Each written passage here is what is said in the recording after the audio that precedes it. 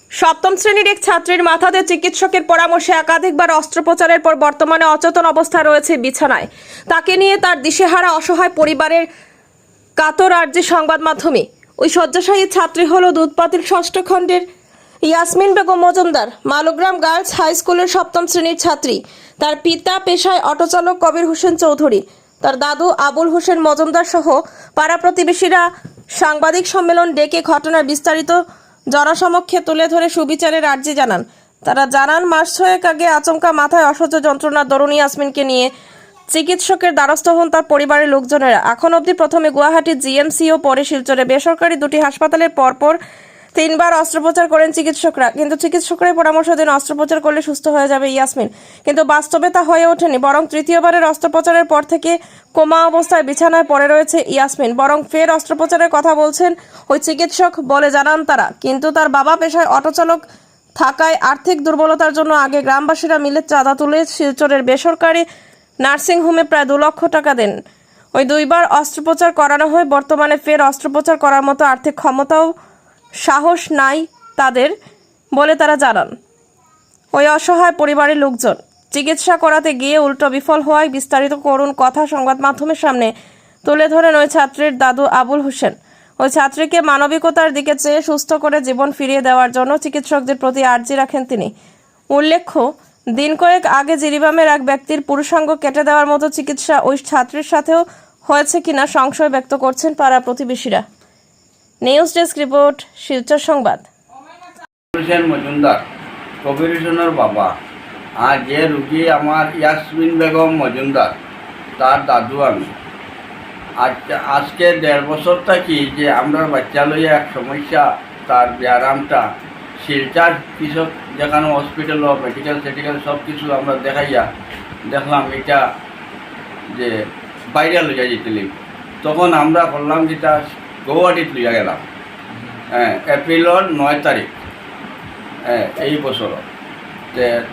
GMC লইয়া যাওয়ার বাদে জিএমসিয়ে আমরা ইমার্জেন্সিত ভর্তি করার বাদে দেখা যায় ডাক্তার সব জমিয়া কইল তোমার বাচ্চার রোগ ইমিউনিটি অপারেশন করতে লাগব।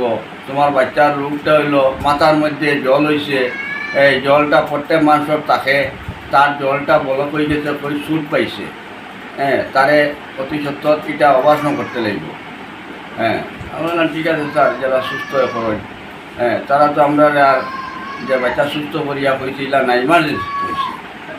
তখন আমরা এটা রাজি পাইছি, পাইয়া 10 মাসি মারার বাদে দেখা যায় তারা অপারেশন করছে। করার বাদে আমরা 4 দিন পরে আমরা ছুটি দিয়ে দিছি।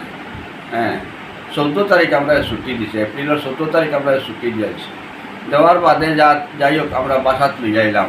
বাসাত লইয়া আইয়া বাদে আমার বাচ্চা সুস্থ আসলো বা চলাফেরা করছে 1.5 মাস। 1.5 মাস বাদে দেখা যায় আবার এই রোগটা দেখা দিল, বাচ্চার অশৃঙ্খলা করেন, বিষ বেদনা করেন। তখন আমরা কিতা করলাম, আর তো বললাম গৌহাটি যাওয়ার সামনে এখন আমরা ওইখানে দেখি। তো দেখা যায় উকিলপট্টির ডাক্তার নামটা সারানো গেলাম।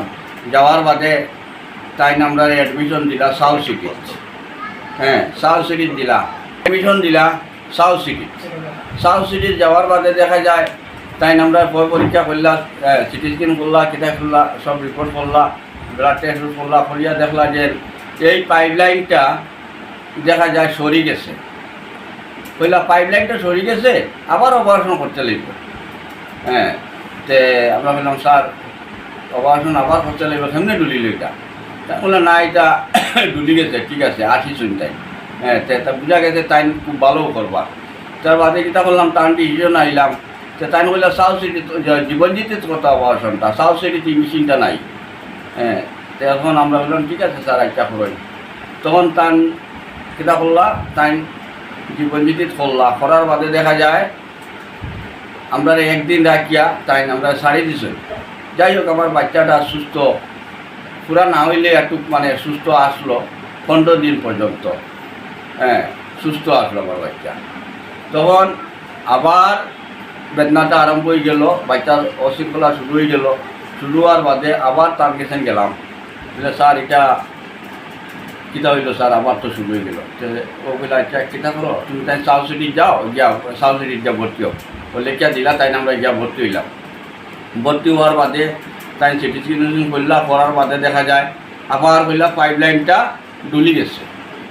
আমরা স্যার এটা কেমনে হইব, যে আগে একবার আপনি তো বুঝিয়া করতে আসলো এটা, এটা ডুলি গেল। তখন তাই না আমার কইলা না এটা তো ওই যায়, আচ্ছা ঠিক আছে আবার আমি করে দিব, সাউথ সিটিতে আবার আমি এটা করে দিব, আর হইতো না বুঝলেন।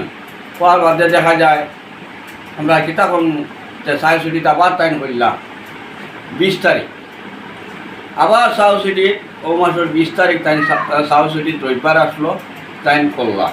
করার বাদে দেখা যায় বাচ্চার তো সেন্স আইল না, বা বাচ্চা কোনো একটু আসরা পড়ছে, পড়ার বাদে তাই বলে যাও গিয়া আর কিতা করতাম, বাসায় যাও গিয়া মেডিসিন লিখে দিলা। দেখার বাদে দেখা যায় বাচ্চা বাসা দেওয়ার বাদে 2টা চিপ দিছে রাত্রে, দেওয়ার বাদে দেখা যায় বাচ্চা অজ্ঞান হইয়া পড়ে দিচ্ছে। বাচ্চা কোনো কিছু খায় না, অজ্ঞান হইয়া পড়ে দিচ্ছে কুমার মতন। বাচ্চা দিক থেকে সদিকে সরে না, একদম সিধা কুমার মতো পড়ে দিচ্ছে। পড়ার বাদে দেখা যায় আমাদের কিতা করা যায়, গেলাম স্যারের গেছেন আবার। সে স্যারে বললে এক কাজ করো, অ্যাডমিশন করো সাউথ সিটিতে। করলাম সাউথ সিটিতে অ্যাডমিশন করার বাদে তাই না আবার সিটি স্ক্যান 2টা করছেন। ও কুমা হিসাবে 2টা সিটি স্ক্যান করছেন। করার বাদে দেখা যায় বাচ্চা আর তাই না কইলা যে না নাকের দিন লত লাগাইয়া তারা খানিও নিয়ে দিছে।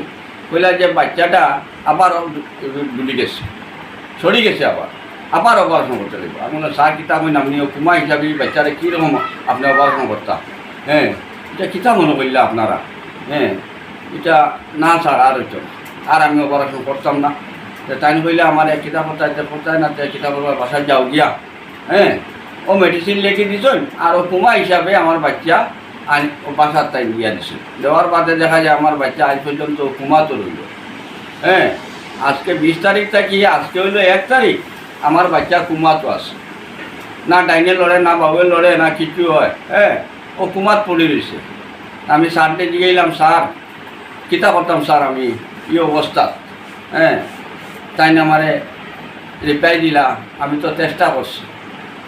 এরকম আমার কিতা পুতুল পাইলা না, কিতা বারবার খাটতা আর বারবার দিতা, এটা তো পুতুলের মতো তাই খাটছই, কাটিয়া আজ আমার বাচ্চাটারে জীবনটারে নষ্ট করে ফেলাইছ। এখন যে আমরা বাইরে যেতাম এই মতো আমরা ক্যাপাসিটি নাই।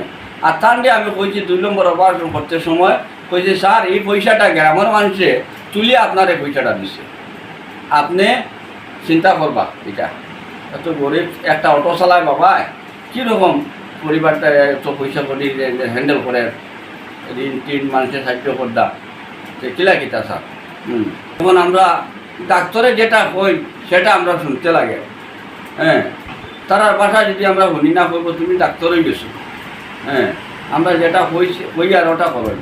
এই খোয়ার গিয়া দেখা যায় যে আমার বাচ্চাটার জীবনটা নষ্ট। এখন যে আমি বাইরে যেতাম এর মধ্যে আমার ক্যাপাসিটি নাই, ও আমরা বাচ্চাটা তোমার করে দিচ্ছি।